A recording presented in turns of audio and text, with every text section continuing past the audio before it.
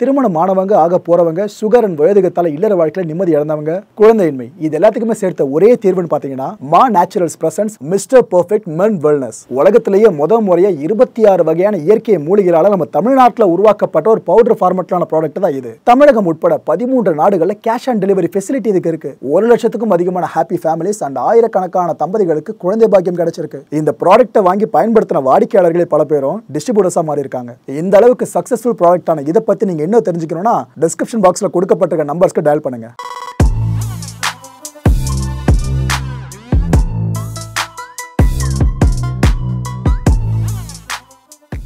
வணக்கம். Big topic with Karthik Mayakumar. ஆக்சுவலாக இந்த கான்டென்ட் யாருக்கு பிக் டாப்பிக்கோ இல்லையோ தளபதி 69 இந்த ப்ராஜெக்ட் எப்போ அனௌன்ஸ் பண்ண போகிறாங்க அப்படின்னு எதிர்பார்த்துட்டு இருந்த எல்லாருக்குமே பெரிய டாபிக் தாங்க. ஏன்னா சுட சுட அனௌன்ஸ்மெண்ட்டை ப்ரொடக்ஷன் கம்பெனி அஃபிஷியலாக அனௌன்ஸ் பண்ணிட்டாங்க. இதுக்கு முன்னாடி நம்ம அசியூம் பண்ணியிருந்தோம்ல, கண்டிப்பாக ஹெச் வினோத் தான் இந்த கடைசி ப்ராஜெக்டை பண்ணி கொடுப்பாரு, விஜய் சாரோட கடைசி ப்ராஜெக்ட்னு சொல்லிட்டு அது அப்படியே பழிச்சிருக்கு. ஆக்சுவலாக தமிழ் சினிமா இண்டஸ்ட்ரியோட தி மோஸ்ட் ஹைப்டு மூவியாக இதுக்கு முன்னாடி எந்த படம் இருந்துச்சோ இல்லையோ, ஆனால் இதுக்கப்புறம் கண்டிப்பாக இந்த படம் தான். லியோக்கு இருந்த ஹைப்பில் என்னங்க ஹைப்பு, நம்ம அதுவே பார்த்து ஆகா ஓகணும். விஜய் சாரோட கடைசி படம் அப்படின்னா இது கிடைக்காத ஹைப்பு வேறு எந்த படத்துக்கு பெருசாக கிடைக்க போகுது. நான் சொல்கிற விஷயம் உங்களுக்கு புரியும் நம்புகிறேன். ஏன்னா தளபதி 69ன்ற அந்த ஒரு ஹேஷ்டேக் இருக்குல்ல, அது ஏதோ அனௌன்ஸ்மெண்ட் சார்ந்து மட்டும் பெருசாக ட்ரெண்டிங்கில் இல்லைங்க. எப்போ இந்த கோட் படம் ரிலீஸ் ஆச்சோ அப்போ ஆரம்பிச்சது இந்த ட்ரெண்டிங்கு. இன்னும் நிற்கலை, இன்னும் ஃபர்ஸ்ட் பிளேஸில் இருந்துகிட்ருக்கு. இன்னொரு பக்கம் விடாமுயற்சின்ற ஹேஷ்டேக் பயங்கர ட்ரெண்டிங்கு. டீசர், அந்த படத்தோட டீசர் இப்போ ரிலீஸ் பண்ண போகிறாங்க அப்படின்னு இன்னொரு டாக் வேறு போயிட்டுருக்கு. ஆனால் இந்த ஹேஷ்டேக்ஸால் 2, 3 இடத்த மட்டும் தான் பிடிக்க முடியுது. மற்றபடி தளபதி 69 அந்த ஹேஷ்டேக் டாப்பில் நின்றுக்கிட்டு இருக்கு. இதை எந்த ஒரு நடிகரையும் உயர்த்தி தாழ்த்தி பேசணுன்றதுக்காக சொல்லலை, அந்த டிஸ்க்ளைமரே கொடுத்துட்றேன். ஓகே, கேவிஎன் ப்ரொடக்ஷன்ஸ் நம்ம இண்டஸ்ட்ரிக்கு ரொம்ப புதுசாக இருக்குல்ல. ஏன்னா பல பேரும் அசியூம் பண்ணது, சரி விஜய் சார் கடைசி படம்னா அவருக்கு ரொம்ப பரிச்சயமான ஒரு ப்ரொடக்ஷன் கம்பெனி தான் பண்ணணும்னு நினச்சிட்டு இருந்தாங்க. ஆனால் யாருமே எதிர்பார்க்காத வகையில் இந்த ப்ரொடக்ஷன் கம்பெனி உள்ளே வந்திருக்கு. நம்ம தமிழ்நாடு ஆரிஜின் கிடையாதுங்க, கர்நாடகா இருக்குல்ல, அதுதான் இவங்களுக்கு பூர்வீகம். அப்பேற்பட்ட இவங்க தான் இவரோட கடைசி படத்தை இப்போ தயாரிக்க போகிறாங்களே. இந்த படத்தை இயக்க போகிறது ஹெச் வினோத், அஃபிஷியல் அனௌன்ஸ்மெண்ட் இது. படத்தில் நடிக்க போகிறது வேறு யார், ப்ரொட்டகனிஸ்டா விஜய் அவர்கள். இந்த படத்துக்கு இசை வெயிட்டாக செலக்ட் பண்ணியிருக்காங்க நம்ம அனிருத் அவர்களை. ஹெச் வினோத், விஜய், அனிருத் செம ட்ரையோ. இந்த கடைசி ஃபேர்வெல் மூவி அமைய போது விஜய் அவர்களுக்கு இதை விட ஒரு பெஸ்ட்டு டீம் கண்டிப்பாக கிடைக்காதுங்க. ஏன்னா ஹெச் வினோத்தோட டைரக்ஷனை பற்றி நான் உங்களுக்கு சொல்லி தான் தெரியணும்னு இல்லை, அனிருத்தோட இசையை பற்றி நான் உங்களுக்கு சொல்லி தெரியணும்னு அவசியமே கிடையாது. அப்போ ஏற்பட்ட 2 பேர் கூட நடிப்பில் கோட்டில் பட்டையை கலப்பினார் பாருங்க. ஏன்னா இதுக்கு முன்னாடி பார்த்த விஜய் சார் வேறு, கோட்லரோட பர்ஃபார்மன்ஸை வெர்சடைலாக பார்த்துருந்தோம். அதுவும் அந்த பையன் டெத்து சீனில் அழற காட்சிலாம் தேட்டரில் கலங்காதவங்களும் இருக்க முடியாது சொல்லலாம், அப்படி ஒர்க் அவுட் ஆயிருந்துச்சுங்க. இந்த 3 பேரை சேர்ந்து ஒரு படம் பண்ணுறாங்கன்னா கண்டிப்பாக வெயிட்டாக இருக்கும், ஒரு மாற்று கருத்தே இல்லை. வழக்கம் போல் இந்த படத்துக்கு கோ ப்ரொடியூசர் ஜெகதீஷ் பழனிசாமி. கிட்டத்தட்ட விஜய் சாரோட படம்னு நீங்கள் இதை வெளிப்படையாக சொல்லிக்கலாம். ஓகே, இந்த படத்தோட அனௌன்ஸ்மெண்ட் சார்ந்த விஷயம் இப்போ வெளியே வந்திருக்குல்ல, இது போல் போஸ்டர் தான் அவங்க பயன்படுத்தியிருக்காங்க. இதில் இந்த 69 எழுத்த பாருங்கள், கமா ஃபார்மெட்டில் போட்டிருப்பாங்க. அதாவது புல் ஸ்டாப் வைக்கிறது முற்று முடிஞ்சிருச்சு, கமான்றது ஆரம்பத்தை குறிக்கும். சினிமாவில் என்னதான் அவருக்கு முற்று இருந்தாலும் அரசியல் ஆரம்பம் இருக்குல்ல, அதை பறைசாற்றுற மாதிரி இந்த ஒரு டிசைனையும் நம்ம பொருத்திக்க முடியுது. இன்னொரு பக்கம் நீ கொஞ்சம் திருப்பி பார்த்தீங்கன்னா தூர்தர்ஷன் இருக்குல்ல, அந்த இடம் வரும். இந்த போஸ்டரில் இந்த ஒரு டிசைன் தாங்க, ஒரு டார்ச்சு, ஒரு லைட்டு, இதை எடுத்துக்கிட்டு இருளை போக்குற மாதிரி காமிச்சிருப்பாங்க. இந்த ஷேட்லாம் பார்த்தீங்கன்னா தெரியும், ஃபுல்லாக பிளாக்காக இருக்கும், இருள் சூழ்ந்து. லைட்டு வர்ற இடத்துல மட்டுமே பார்த்தீங்கன்னா கொஞ்சம் இந்த பிரைட்டன் ஆகும், அங்கே நீளம் பிரகாசிக்கிறத பார்க்க முடியும். ஸோ இருளை அகற்ற ஒரு ப்ரொட்டகனிஸ்டாக கண்டிப்பாக படத்தில் விஜய் சார் அவர்கள் இருக்க போகிறாங்க, மாற்று கருத்து இல்லை. இவ்வளோ விஷயங்களை இந்த ஃபர்ஸ்ட் அனௌன்ஸ்மெண்ட் போஸ்டர்லேயே சொல்லியிருக்காங்கன்னா அரசியல் நடி படத்தில் எல்லாமே இருக்க போது கண்டிப்பாக வந்துடும். இங்கே இருக்க டெக்ஸ்டன் எல்லாம் படித்து பாருங்கள்.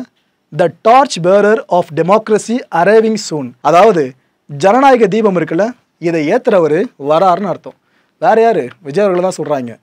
இருள்னு சொல்கிறது நல்ல ஆட்சி நடக்கலப்பா, என்னப்பா ஆட்சி நடக்குது, நான் வந்து கொடுக்குறேன் பேர் என்னோட பெஸ்ட்டான ஆட்சி அப்படின்றத விஜய் அவர்கள் பெர்ஸ்பெக்டிவில் இருந்து ஹெச் வினோத் அவர்கள் சொல்கிற மாதிரி தான் இந்த ஒரு டிசைனை ஃபுல்லாக பார்க்க முடியுது, இந்த எழுத்துக்களையும் பார்க்க முடியுது. ஹெச் வினோத் அவர்கள் எனக்கு தெரிஞ்சு பர்ஃபெக்டான ஒரு சாய்ஸுங்க இந்த படத்தை டைரக்ட் பண்ணுறதுக்கு. அவரோட ஒட்டுமொத்த கிரியேஷனை பாருங்கள். 2014 அவரோட முதல் படம் சதுரங்க வேட்டை, 2017 தீரன் அதிகாரம் 1, 2 படமும் நின்று பேசிச்சு. 3வது 2019 நேர்கொண்ட பார்வை. ஆக்சுவலாக அது ஒரு ஹிந்தி படம், தமிழில் ரீமேக் தான் பண்ணியிருந்தாங்க. 2022 வலிமை, 2023 துணிவு, இப்போ 2025 தளபதி 69. ஆக்சுவலாக 2025 ஏன் சொல்கிறேன்னா அடுத்த வருஷம் தான் படம் ரிலீஸ் ஆக போகுது, அதனால் டேர்ம் பண்ணுறேன். எப்பேற்பட்ட லைனை பார்த்தீங்களா? எனக்கு தெரிஞ்சு மொதல் 2 படம் வேறு லெவலில் பிளாக் பஸ்டர் ஹிட் அடிச்சுது. ரிசர்ச் ஒர்க் அப்படி இருந்துச்சு. அடுத்த படங்கள்லாம் கமர்ஷியலிஸ்ட்டாக போனதுனாலேயே என்னவோ ஹெச் வினோத்தோட ஒரிஜினாலிட்டி இருக்குல்ல, அதை பெருசாக பார்க்க முடியாமல் போயிடுச்சு. அந்த ஒரு குறைய தளபதி 69 படம் நம்மளுக்கு தீர்க்கும்னு நினைக்கிறேன். ஹெச் வினோத்தை பொறுத்த வரைக்கும் இந்த ரீசர்ச் ஒர்க் இருக்குல்ல, அதில் பேர் போனவருங்க. ஆக்சுவலாக அவரும் எங்களை மாதிரி பத்திரிகையாளராக இருந்து அதுக்கப்புறம் சினிமாக்குள்ளே வந்தவர் தான். பொதுவாக ஹெச் வினோத்தை பொறுத்த வரைக்கும் இந்த கான்டென்ட் இருக்குல்ல, அந்த படத்தோட கோர் கான்டென்ட்டு, அது சார்ந்த ரிசர்ச்சை எவ்வளோ டீப்பாக கொண்டு போக முடியுமோ கொண்டு போவார். உதாரணத்துக்கு சொல்கிறதா இருந்தால் 2 படங்கள், அவரோட முதல் 2 படங்கள், இந்த சதுரங்க வேட்டை படம் இருக்குல்ல, அதில் அப்படி ரிசர்ச் பண்ணியிருப்பார். அதாவது எப்படிலாம் ஒருத்தனை ஆசையை தூண்டி ஆட்டையை போடுறதுன்ற விஷயத்த டீப்பாக ரிசர்ச் பண்ணி கொடுத்துருப்பாரு. ஏன்னா நிறைய துண்டு செய்திகள், நிறைய ரிப்போர்ட்டர்ஸ் அனுப்புகிற செய்திகளை நம்ம படித்து ஃபுல்லாக எடுத்து கொடுப்போம் பார்த்தீங்கன்னா அவுட்புட் டிஸ்கில் இருந்து. இது போல விஷயங்கள் எவ்வளோ நியூஸை பார்த்துருப்பாரு, எவ்வளோ பேப்பர் கட்டிங்ஸை சேகரிச்சிருப்பாரு. அதோட அவுட்புட்டாக வந்த படம் தான் சதுரங்க வேட்டை. அடுத்து தீரன் படம், பவேரியன்ற ஒரு கேங்கை பற்றி. அந்த படம் வெளியாகிறதுக்கு முன்னாடி யாருக்குமே தெரியாது. ஆனால் அந்த படம் வெளியான பிற்பாடு தான் உண்மையிலேயே சம்மந்தப்பட்ட தமிழக போலீஸ் ஆஃபீஸர்ஸ்லாம் இருக்காங்களே, அவங்க பேர்லாம் மக்களுக்கு தெரிய வந்துச்சு. ஏன்பா நம்ம போலீஸ் இவ்வளோ கஷ்டப்பட்டுருக்காங்க அப்படின்ட்டு. ஏன்னா ஸ்டேட்டுக்குள்ளேயே ஒரு கிரிமினலை நீங்கள் பிடிக்கிறது வேறங்க. ஸ்டேட்டை விட்டு ஸ்டேட்டை தாண்டி க்ளூவே கிடைக்காத கேஸில் கிரிமினல்ஸ் அரெஸ்ட் பண்ணி கொண்டு வரதுலாம் பெரிய விஷயம். அதை பண்ண அந்த தமிழக போலீஸார் இருக்காங்களே, அவங்க எல்லாருக்கும் சமர்ப்பிக்கிற மாதிரி தான் இந்த படம் அமைஞ்சுது. படத்தில் என்ன டீட்டெயிலிங்கு வேறு லெவலில் இருக்கும். அப்பேற்பட்ட இந்த மனுஷன் தளபதி 69 படத்தில் கை வைக்கிறாருன்னா கண்டிப்பாக ரிசர்ச் ஒர்க்குக்கு நிறைய ஸ்கோப் படத்தில் இருந்ததே ஆகும். இந்த ஜேர்னலிசத்தை நம்ம 2ஆக பிரிப்போம். ஒன்று ஃபீல்டுக்கு போயிட்டு எல்லா செய்திகளையும் சேகரிக்கிறது, ஃபீல்டு ஜேர்னலிசம்னு. 2வதாக டேபிள் ஜேர்னலிசம் சொல்லுவாங்க. அதாவது எங்கேயுமே வெளியெலாம் போக மாட்டாங்க, ஜஸ்ட்டு அவுட்புட்டில் இருக்க டீம் மாதிரி, மீடியாவில் இருக்க டீம் சொல்லணும்னா அவுட்புட் டீம்னு சொல்லலாம்.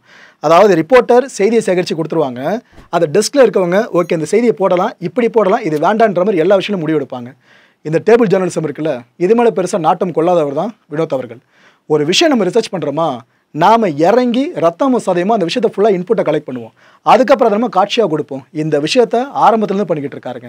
அப்பேற்பட்ட இவர் கையில் இந்த படம் போயிருக்கிறதுனால தான் விஜய் ரசிகர்களுக்கு மட்டும் இல்லை, ஒட்டுமொத்த தமிழ் சினிமா ரசிகர்களுக்கும் ஒரு பெரிய எதிர்பார்ப்பு மேலே எழுந்திருக்கு.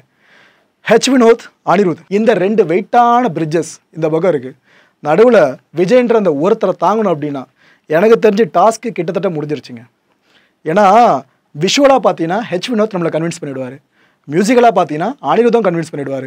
ஸோ படம் பார்க்குற ரசிகர்களோட கண்களுக்கும் சரி காதுகளுக்கும் சரி கூஸ்பம் மூமெண்ட் கிடைக்கிறது கிட்டத்தட்ட இப்போயே உறுதியாக இருக்குது. அடுத்து இந்த படத்தோட எக்ஸ்பெக்டேஷன் இருக்குல்ல, பீக்கில் இருக்குங்க.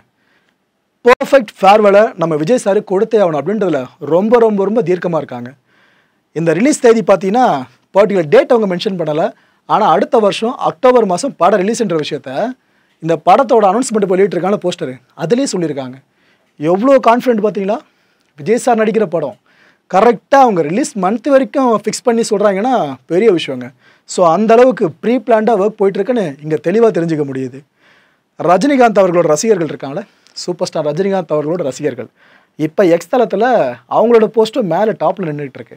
ஆக்சுவலாக நான் ரிசர்ச் பண்ணும்போது பார்த்தேன், ஏன்னா சம்மந்தம் இல்லாமல் ரஜினி சாரோட பேரில் ஏதோ போஸ்ட் மேலே ட்ரெண்டிங்கில் இருக்குன்னு பார்த்தா இந்த விஷயத்த பல பேர் ஷேர் பண்ணிட்டு இருக்காங்க. உங்களுக்கே தெரியுமே காக்கா கழுகு சண்டை என்னென்ன பஞ்சாயத்து நடந்து முடிஞ்சதுன்னு. அப்போ அவர் ஆரம்பித்து விட்டதோ என்னவோ இது வரைக்கும் பற்றி அறிஞ்சிக்கிட்டு இருக்கு. Rajini was number 1 when Vijay did schooling, when Vijay did college, when Vijay came to acting, when Vijay retiring from cinema. இவ்வளோ படிநிலைகள் இருக்குல்ல விஜய் சாரோட சினிமா கரியர் சார்ந்து. எப்போவுமே ரஜினிகாந்த் அவர்கள் தான் நம்பர் 1. விஜய் அவர்கள் நடிக்க வரதுக்கு முன்னாடியும் சரி, விஜய் அவர்கள் கடைசி படம் நடிச்சுட்டு போனாலும் சரி, எப்போவுமே நிரந்தர சூப்பர் ஸ்டார் தலைவர் தானே. இது போல ஒரு பதிவையும் பல பேர் ஷேர் பண்ணிகிட்டு இருக்காங்க.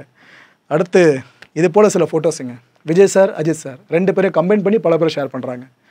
அஜித் அவர்களோட ரசிகர்கள் இருக்காங்களே, இவங்களே ஆவலோட ஒரு படம் எதிர்பார்க்குறாங்கன்னா விடாமுயற்சிக்கு அடுத்தபடியாக இவரோட 69வது படம் இருக்குல்ல கடைசி படம் விஜய் சார், அந்த படம் தான் சொல்கிறாங்க. வாழ்த்துக்கள் வந்துக்கிட்டு இருக்கு. இங்கே தான் ஹைலைட்டு. பொதுவாக விஜய் சார் படத்தோட ஒரு அப்டேட் வருது அப்படின்னா கூடவே அஜித் சார் படத்தோட இன்னொரு அப்டேட் சேர்ந்து வந்துடும். இது எப்பவுமே தொடர்ந்து இந்த ரேஸ் நடந்துக்கிட்டே இருக்கும். அதனால என்னவோ விடாமுயற்சி டீசர் எப்போ வெளியிடலான்னு எல்லாரும் பேச ஆரம்பிச்சுட்டு இருக்காங்க. இது எங்கே போய் முடிய போதோ தெரியல.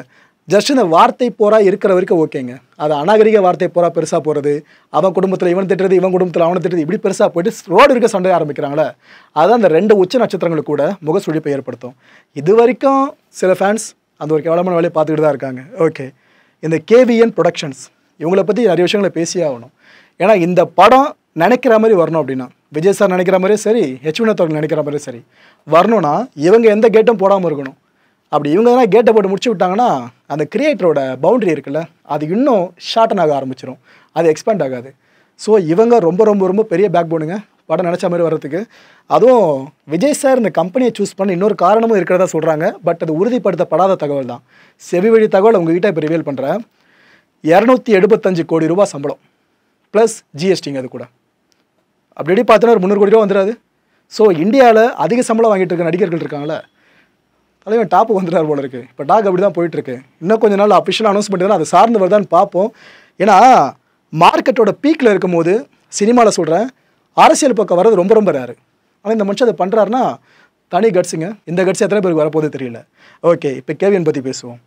இவங்க எடுக்கிற தமிழ் படம் இந்த படம் தான். அதுவும் எப்பேற்பட்ட ஸ்டாரை தொட்டிருக்காங்க பார்த்தீங்கன்னா, அது எப்பேற்பட்ட ப்ராஜெக்ட் பாருங்க, அவரோட கடைசி படம். இந்த கேவியன் ப்ரொடக்ஷன் கம்பெனியை ஆரம்பித்தது 2020 வருஷம் தான். ஆனால் அதுக்குள்ளே மலை மாதிரி இப்பேற்பட்ட வாய்ப்பு தமிழில் அவங்களுக்கு. இதை நிறுவனது 2 பேருங்க. ஒருத்தர் வெங்கட் கே நாராயணா, இன்னொருத்தவங்க மிஸ்ஸஸ் நிஷா வெங்கட். இந்த கேவியன்ற 3 எழுத்துக்கள் இருக்குல்ல, அதை நீங்கள் 2 வகையில் பொருள் எடுத்துக்க முடியும். அதாவது கே வெங்கட் நாராயணா அப்படின்னு பொருள் எடுத்துக்கலாம், கே வெங்கட் நிஷா அப்படின்னு பொருள் எடுத்துக்கலாம். ஓகேவா? இந்த 2 பேர் ஃபவுண்ட் பண்ணுது அங்கே வந்து நின்றோம். ஆக்சுவலாக இதுக்கு பல பேர் அர்த்தம் தெரியாதான் நெட்டு முழுக்கவே சுற்றிக்கிட்டு இருக்காங்க. உங்கள் வேலை ஈஸியாகி விட்டோம். நம்ம கர்நாடகாவோட பெங்களூர் இருக்குல்ல, அந்த பகுதியில் தான் இந்த கம்பெனியே அவங்க ஃபவுண்ட் பண்ணியிருந்தாங்க. இவங்களுக்கு இந்த ப்ரொடக்ஷன் மட்டும் வேலை கிடையாதுங்க, இது கடைசியாக வந்து சேர்ந்த வேலை தான். இதுக்கு முன்னாடி அவங்க ஃபண்டிங் நிறைய பண்ணுவாங்க. ப்ரொடியூசர்ஸ்க்கே ஃபண்டிங் கொடுப்பாங்க, காசு தேவைன்னா படம் முடிக்கிறதுக்கு கொடுப்பாங்க. டிஸ்ட்ரிபியூஷனுங்க, கர்நாடகா சைடில் அவங்க பெரிய டிஸ்ட்ரிபியூஷன் கம்பெனி அந்த டைமில். அப்புறம் தான் இப்போ அப்படியே ப்ரொடக்ஷன் பக்கம் திரும்பி இருக்காங்க. இந்த கம்பெனியோட மோட்டோ பார்த்தீங்கன்னா மேக் இட் ஹேப்பன், அவ்வளோதான். அதாவது ஒரு கிரியேட்டரு எந்த கதையோட உங்கள்கிட்ட கொண்டு வருவார் டைரக்டர், அவர் நினச்சதை நீங்கள் படமாக காட்டுறதுக்காக என்னென்னலாம் உங்களால் உதவி பண்ண முடியுமோ ப்ரொடக்ஷன் கம்பெனி உதவி பண்ணுங்கள். இந்த ஒரு ஃப்ரேஸை தான் இங்கே மோட்டோவாக வச்சுருக்காங்க. ஆக்சுவலாக இவங்களோட இன்னொரு விஷயம், ஹை குவாலிட்டி கான்டென்ட் இருக்குல்ல, அதில் மட்டும்தான் ஃபோக்கஸ் பண்ணுறாங்க. அதோட விளைவோ என்னவோ தளபதி 69 அவங்க குத்திட்டு போயிருக்காங்க. இவங்க இது வரைக்கும் டிஸ்ட்ரிபியூஷன் பண்ண படங்கள்லாம் சொல்கிறேன், RRR இவங்க டிஸ்ட்ரிபியூட் பண்ண படம் தான் ஃபுல்லாக கர்நாடகா சைடில். சீதாராமம், கல்கி, 2898 AD, கங்குவா படம் வரப்போது பாருங்க, அதுவும் கர்நாடகா சைடில் ஃபுல்லாக இவங்க தான் டிஸ்ட்ரிபியூஷன். இப்படி டிஸ்ட்ரிபியூஷனில் கலக்கிட்டு இருக்க இவங்க தான் முறையாக ஒரு படத்தை எடுத்து வெளியிட்டிருந்தாங்க. அந்த படம் கடந்த 2022 வருஷம் நவம்பர் 26 ரிலீஸ் ஆகிருந்துச்சு, சாக்கத் அப்படின்ற படம். படம் ஆஹா ஓஹோவான்னு கேட்டிங்கன்னா கர்நாடகாலேருந்து பல பேர் வீடியோஸ் பார்த்துட்டு இருப்பீங்க, ரிசல்ட் உங்களுக்கு தெரிஞ்சிருக்கும். ரைட்டு, இவங்க சம்பாதிக்கிற விஷயம் மட்டும் பண்ணலங்க, அதை சொசைட்டி கொடுத்துருக்காங்க. ஒரு கம்பெனி சார்ந்து நிறைய பேர் அவதூறுகளை பரப்புவாங்க, தப்பான விஷயங்களை சொல்லுவாங்க. ஆனால் நல்லது பண்ணியிருந்தா அதை பற்றியும் பேசலாம்ல. அந்த வகையில் கேவியனை பற்றி சொல்லணும்னா, இவங்க ஒரு ஃபவுண்டேஷன் ரன் பண்ணுறாங்க. இந்த ஃபவுண்டேஷன் மூலமாக இந்த கொரோனா முதல் அலை இருக்குல்ல, ஃபர்ஸ்ட் வேவ் போட்டு உளிக்கு எடுத்துச்சு பாருங்க உலகத்தையே, அந்த டைமில் ஃபீட் மை சிட்டி அப்படின்ற கேம்பெயினை இந்த ப்ரொடக்ஷன் கம்பெனி இந்த ஃபவுண்டேஷன் மூலமாக ரன் பண்ணாங்க. இதனால் என்ன விளைவுனா, கிட்டத்தட்ட 58 லட்சம் ஃபுட் பேக்கெட்ஸுங்க, இந்த உணவு பொட்டலங்கள், இத்தனை பொட்டலங்களை டிஸ்ட்ரிபியூட் பண்ணியிருக்காங்க. அதுவும் யாருக்குன்னு நினைக்கிறீங்க? இந்த அன்னடங்காய்ச்சி மக்கள் இருக்காங்களே, அன்றைக்கி சம்பாரிச்சா அன்றைக்கி சோறு, இல்லைனா கிடையாது. கொரோனா டைமில் பசியில் செத்தவங்க எத்தனை பேர் இருந்திருப்பாங்களோ, அந்த மக்களுக்கு ஃபுல்லாக டெய்லி வேஜ் ஒர்க்கர்ஸ்க்கு இவ்வளோ உணவு பொட்டலங்களை கொடுத்து அவங்கள பசியாத்துறாங்க. இது மட்டும் இல்லை, கொரோனா செகண்ட் வேவ் அப்போ ஒரு பெரிய பிரச்சனை நம்ம நாட்டில் தலை தூக்குச்சு. அதாவது இந்த ஆக்சிஜன் கான்சென்ட்ரேட்டர்ஸ் இருக்குல்ல, இதுக்கு மிகப்பெரிய அளவுக்கு பற்றாக்குறை ஏற்பட்டுச்சு. ஆக்சிஜன் பற்றாக்குறை இந்தியாவில் அதிகமாக இருக்குன்னு பல நாடுகளோட ஊடகங்களில் தலைப்புச் செய்தியாக வந்துருந்துச்சு. அது நமக்கு கொஞ்சம் தலைகுனிவாக தான் இருந்துச்சு, ஒதுக்கிட்டாகணும். அந்த டைமில் கிட்டத்தட்ட 2500 ஆக்சிஜன் கான்சென்ட்ரேட்டர்ஸை பல சுகாதார மையங்களுக்கு அனுப்பி வச்சு மக்களோட உயிரை, ஆயிரக்கணக்கான உயிர்களை காப்பாற்றினதும் இதே கேவியன் ஃபவுண்டேஷன் தான். மக்களை இந்த கான்டென்ட்டை பொறுத்த வரைக்கும் நாமெல்லாம் சிந்திக்க வேண்டியது ஒரே ஒரு விஷயந்தான். யோசிச்சு பாருங்களேன், அதாவது விஜய் இல்லாத கோலிவுட் இண்டஸ்ட்ரி எப்படி இருக்க போகுது? எத்தனை பேருக்கு ஒரு நிதி வருவாய் இழக்கும் தெரியுமா?